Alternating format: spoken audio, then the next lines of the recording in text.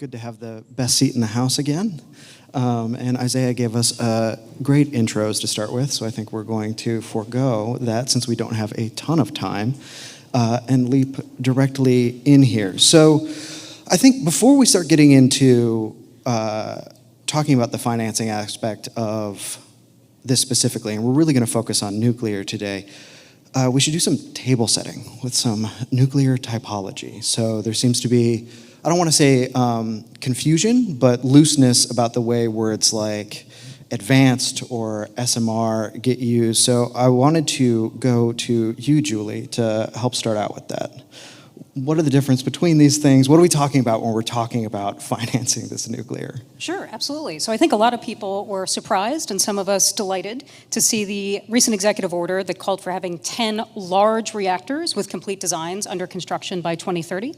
I think there's sometimes confusion about, large light water reactors being dinosaurs or older reactors, when in fact, the AP1000s that were built at Vogtle with the help of an $11.5 billion loan from the DOE Loan Programs Office. DOE's loan saved Georgia ratepayers over $3 billion in interest costs. The A in AP1000 stands for advanced. These are Gen 3 plus reactors that are a meaningful improvement over the other 92 operating large light water reactors we have in the fleet. The passive safety is probably the biggest improvement, but it's also a more compact footprint, fewer valves, fewer pumps, a simpler design. And so I think it's important to draw that distinction that SMRs are obviously have an incredibly important niche that they fill, but large light water reactors are essential for bulk electricity production. We did make the reactors bigger on purpose. The first commercial reactor, 1957, was 60 megawatts, and we pushed them up to over a gigawatt because you get really powerful economies of scale. And so when we're talking about having huge amounts of new bulk electricity for AI, for data centers, for manufacturing, large light water reactors, particularly one with a complete licensed and operating design like the AP1000, is a really great choice. And I think, as we'll get into, also part of the reason that Congress created the Loan Programs Office during the Bush administration in 2005 with the Energy Policy Act, largely because nuclear, of course, requires such capital cost up front, and during a construction period, the impact of interest can be really monumental, so the Loan Programs Office can provide really powerful savings. Okay, great. And I just wanted to, for those who might not be fellow nuke heads here, could you explain passive safety really quickly and what that sort of means and how that might be a little bit different from what we've seen before in these larger ones? Sure, and so I will say I'm not a nuclear engineer. I play one on TV sometimes, but effectively there is, I think the biggest feature is there's a tank of water that can drop automatically, so you avoid some of the issues that we've had in the past where you require a lot of extra power to actually operate that. So there's sort of operator-free ways that the reactor can move into safe operation modes. Okay, great. Thank you so much. And I'd love it if you picked up on explain the SMR case and what you guys are up to over there and how that's different from the light water model that Julie was talking about. Yeah, so if we're talking about things in terms of finance, Aalo Atomics is a SMR company. We are designing a 10 megawatt reactor, but our baseline product is what we call the Aalo pod. So that's 5 of those, so 50 megawatt building blocks. And what's different than in terms of financing is we're not trying to go after utility scale power. So we're not trying to get financed by utilities. Instead, we're focused very much on what we heard about earlier, which is the AI data center demand. So we know there's a lot of that, and we also know that it's moving very quickly, and these data centers want as much energy as possible, as quickly as possible, even if it comes at a premium.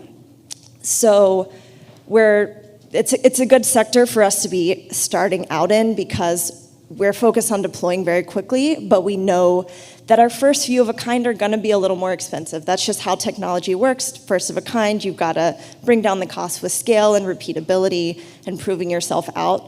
So entering into the market there before starting to look at broader applications, defense, eventually microgrids and utility scale is how we're thinking about it. And so the attractive feature there for you guys is I think people think small and then sort of skip over modular in their head and then just go to reactor. So could you just unpack what modular means really quickly before we move on? Yeah, absolutely. So we like to say we're not a reactor company, we're a manufacturing company. That's core to who we are and what we're doing. It's repeatability. We're already designing our factory. We actually had a factory launch back in April. So we have a warehouse that we're building out a factory in Austin, Texas. We have a manufacturing team. We're constantly iterating. We're building things, taking knowledge from some of the SpaceX and Boring Company engineers. And that's core to financing, really, is proving out that we are going to be creating the same thing. We're going to have quality control. We're going to be repeating our process over and over. So really the big de-risking is the first of a kind and getting the first few reactors out the door. But yeah, you can't have an SMR while skipping over the modular part. That's really what makes everything possible. Okay, great. So what I'm getting is that all the reactors we're basically going to be talking about qualify as advanced in some way, and what differentiates them is both size and market niche. And so I think that's just a helpful frame as we move through this conversation. And Fuat, I'd like to start with you for this next one. So yesterday we heard, I would say, two different narratives, not necessarily conflicting, on what it takes to unlock the nuclear renaissance. So the first one we heard yesterday was that as long as we can get the regulators out of the way, then private finance will feel totally comfortable stepping in to help pay for these new plants, bring them online, get to nth of a kind deployment, which means getting those economies of repetition that we want. And then there's a contrasting argument that says, as important or powerful as deregulation could or may be, what is the real mode is actually getting that finance part right so that people can come to the table and figure out how to pool their capital for these things. I'd love your perspective on what's going on with that.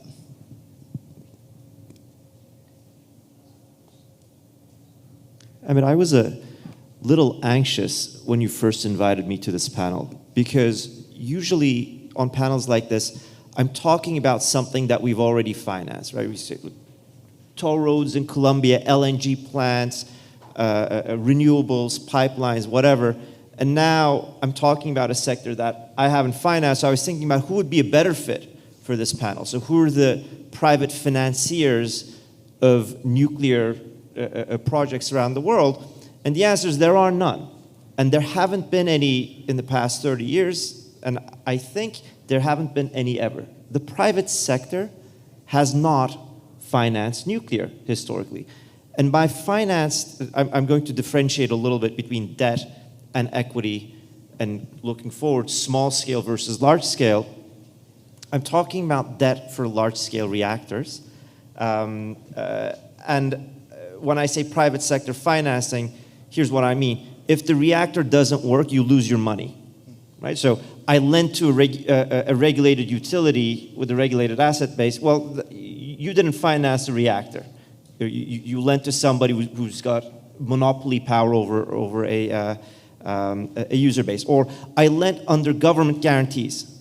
Well, the government took all the risk. You took government risk, so you didn't finance that reactor either. So is anybody lending to nuclear reactors or has historically lent to nuclear reactors anywhere in the world? This is including China, this is including Korea, this is including what the Koreans built in the UAE, in Europe. The answer is no. Reactors have been financed by governments, and you might say, well, is this the right time to change that?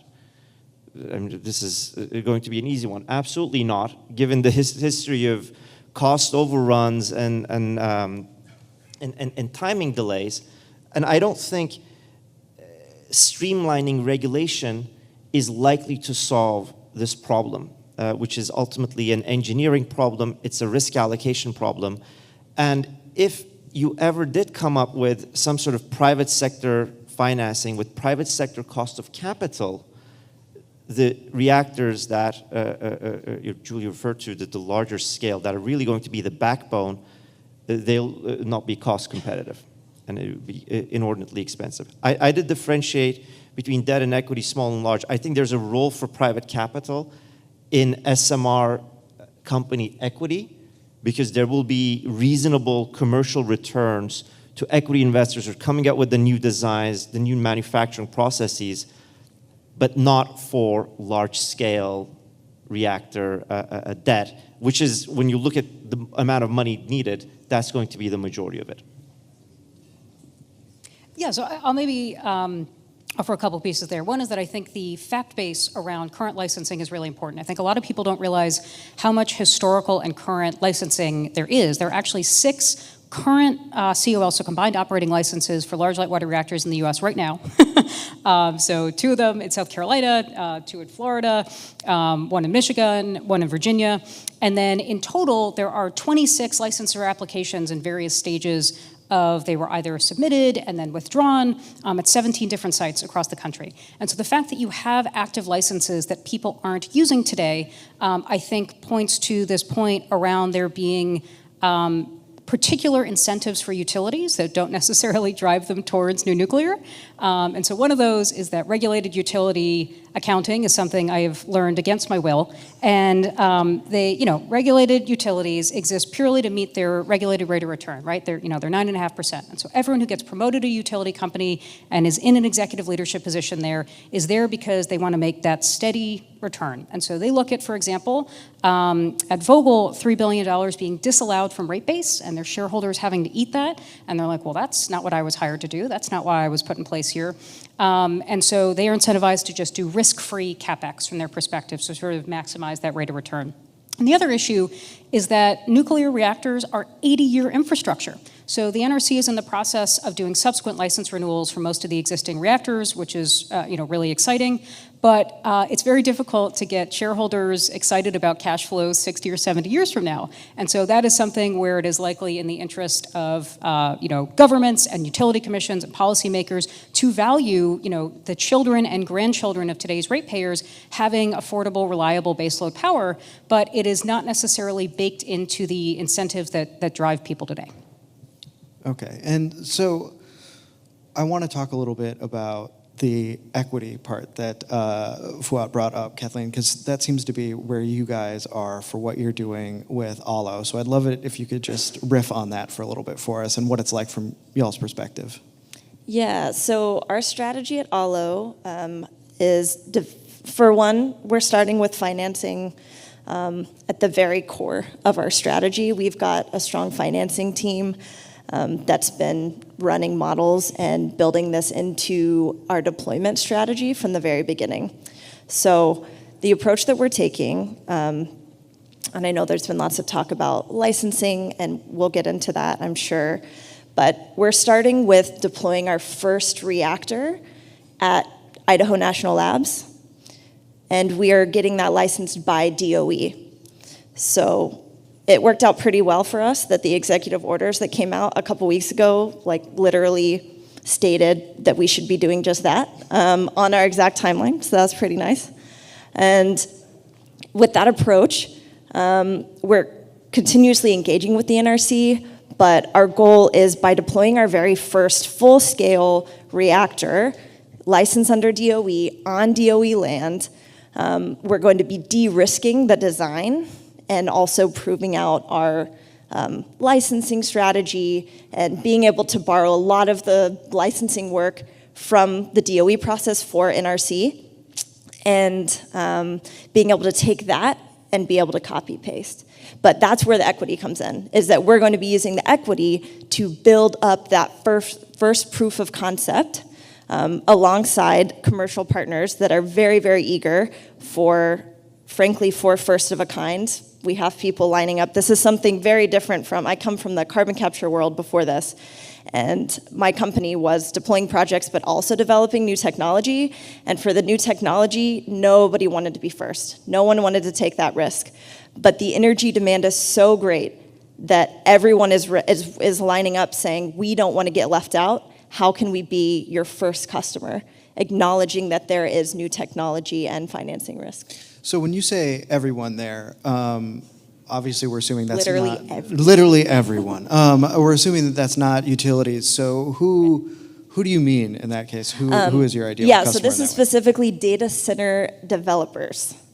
So hyperscalers themselves are obviously paying very, very close attention to the space and are very interested. They're not moving as fast as some of these development companies that are buying up land, building infrastructure, getting things moving now as quickly as they can, and asking us, hey, what do you need? What type of land do you need? What are your regulatory requirements? Because we want to make sure that as soon as you're ready, you can come and plop some nuclear plants down here and start giving us power. What does that look like? May I? Please. Just trying to see if there's business for us to do here. Go for it. When do you think you will get to, let's say, 5 to 10 SMRs deployed outside of government land, government facilities, up and running, operating? If money is not, a binding constraint, what's the timeline for that? So our goal right now is to have our first reactor, experimental reactor, DOE, running by 2027, and then our commercial reactor. So our first pod, 5 reactors, 50 megawatts, running by 2029. So that is our aggressive timeline. But I'll caveat, you said, when is your first non-DOE deployment? For those of you who aren't aware, there's actually a growing interest in deploying commercial scale data centers powered by nuclear on DOE land, which would leverage that DOE regulatory process and de-risk, I think, a decent amount of aspects. Maybe Julie would have a good perspective on that. But we're actually now looking at a commercial strategy both on DOE land and on private developer-owned land. Well, I'm glad you teed Julie up and also brought up the EOs earlier, because this one is directly to you. It has to do with the Loans Program Office. So I think it would be helpful if you could sort of break down the brass tacks of how the LPO operates. And I'm also curious is, with the current EOs, if that posture has changed at all, or how you guys are responding to the president's orders. Sure. So the LPO is unlike the rest of the Department of Energy in that we are, an applicant-based program. So we rely on the private sector to bring us high-quality projects, high-quality applications. And so, for example, I mentioned Vogtle, but we also are currently advancing funds to Palisades, which is a reactor that's restarting up in Michigan. And so the executive orders directed LPO to prioritize nuclear, which is, something that was in the spirit of why the LPO was created, back in 2005. And so there are a number of different types of nuclear projects that includes restarts of nuclear reactors. So it's been reported in the press that the restart of 3 Mile Island Unit 1 is also in the process. There are uprates to the existing fleet. So there's line of sight to at least 5 gigawatts of just more power we can get out of the existing 94 reactors.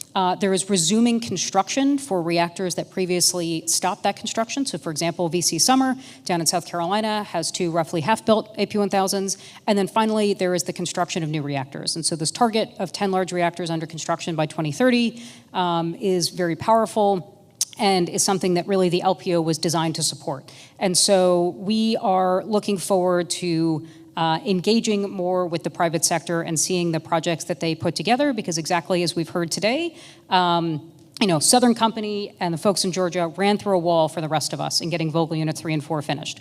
Vogtle is, first of all, the largest generator of electricity in the entire United States right now. There was material improvement between Vogtle Units 3 and 4 in the order of 20 to 30%. And so many of the cost and schedule issues were true first-of-a-kind challenges that just couldn't recur with future AP1000s. And I think something that's important for us as underwriters is understanding how much with nuclear is often, and all mega projects, not just nuclear, cost underestimation versus cost overrun. It really grinds my gears when people say that the Vogtle cost doubled, from 14 to 32 billion, because a $14 billion project was never possible. And so the book, How Big Things Get Done, walks through how this is sort of a common issue that happens in mega projects where, particularly in the case of Vogtle, because at the time the AP1000 design was not complete, a constructability review hadn't been done, how would you know how much it was going to cost to finish the project? And so now that all the work packages are done, we've built the plants, we actually have a cost basis for estimating going forward, and it makes those future cost estimates, much higher fidelity, and reduces really what is much greater a cost underestimation versus overrun challenge. And so I think the LPO was designed specifically to provide this type of large-scale, patient, 30-year debt financing at U.S. Treasuries plus 3/8 in the case of the 1706 program. But we really are going to need the private sector to take a leadership role here in putting these projects and the value proposition together. And so when you're talking about the private sector, who's stepping up here to apply? Who do you need to show up for this? Are you waiting for a consortium? Is it one by one? Let's tease that out a little bit. Yeah, I think the utilities are obviously important here as the operators, but they in general aren't mega project constructors. And I don't know that we have yet identified what the ideal role of the EPC looks like, because I don't know that that pure cost plus model gets everyone aligned to incentives that we're all looking for of delivering projects as much on time and on budget as possible. So I think figuring out exactly how, if you have a set of 10 projects and you know that you're going to work with those folks going forward, it's a much stronger alignment of interest for figuring out how to work together well and how to drive the cost down over time. And then I think, of course, this offtake piece from the hyperscalers is going to be really incredibly important, because I don't think that just offtake on the back end, which is, okay, if you build the plant, we'll sign a PPA. That doesn't really help mitigate the real issues of the cost overrun risk during construction or project abandonment, because unfortunately for the 94 operating nuclear reactors in the U.S., there are 163 canceled nuclear reactors. So there's going to have to be real alignment of interests for the folks who stand to benefit most from these. And so in these cases, Google, Microsoft, Amazon, Meta have a lot to gain or lose with these projects not being successful. And so their ability to help ensure their success and viability during construction is going to be really essential to getting these off the ground. So it sounds like, from your perspective, there's appetite for both, if I'm hearing you correctly, because you have to coordinate with so many players and they have sort of a different wish list of maybe technologies they prefer. For both, what would be, let's say, nth of a kind for something like the AP1000 and first of a kind for smaller design? Do I hear that correctly? Yeah, I mean, something that we are going to have to really learn from if we're going to move forward is that in the US, for these 94 reactors, even though they were all large light water reactors, we built over 50 different designs. And so we did 50 first-of-a-kind projects. And on the one hand, that reflects a spirit of American entrepreneurship and innovation. But on the other hand, that is a really inefficient way to come down the cost curve. And so the faster that industry can down select among a few designs, because I think we talked about there being a number of use cases. There's probably got to be one large light water reactor. You probably need at least one SMR for high temperature industrial applications. You probably need one or two true micro reactors where it's off-grid power, you're displacing very expensive diesel, for example. But the more that we get to the one or two designs in those categories, the easier it'll be to build up the 10, 20 that you need to really push down the cost curve. So what I'm hearing from everybody is sort of this combination of we need, there's almost a first past the post element of this, and also repetition is really important so that we get a handle on what we're actually doing, and then stability. There needs to be a high level of trust between these institutions that are all going to contract there. And so, Fuat, I wanted to start with you for this one. What does a healthy, stable investment environment look like for new nuclear? Like if you had a wish list of things where it's like, all of these would make someone comfortable in putting forth capital into one of these plants, what would that look like for you? I think it's worth asking firstly from an owner's perspective, and Julie and I disagreed on this point while we were prepping for this, which is how important is a fixed price turnkey EPC? So can you spell that out, what that means real quick? Meaning somebody's selling you an operating plant that can produce power, as opposed to saying, here's a design, I don't know how much it's going to cost, and then somebody else comes and says, well, whatever it costs, add 10% to that, and that's what you'll pay me. Right? So you don't know the price of power. It's not the nuclear reactor that people want per se. They want power, and if you show up and say, well, how much is it going to cost? In the United States, there's no fixed answer to that question. In China there is, in Russia there is. when the Koreans built Baraka in UAE, they said this is how much it's going to cost. And everybody keeps talking about how Baraka was built on time, on budget. Well, from the Emirati perspective, yes, but we don't know how much it costs the Koreans, how much it costs that they really need to absorb.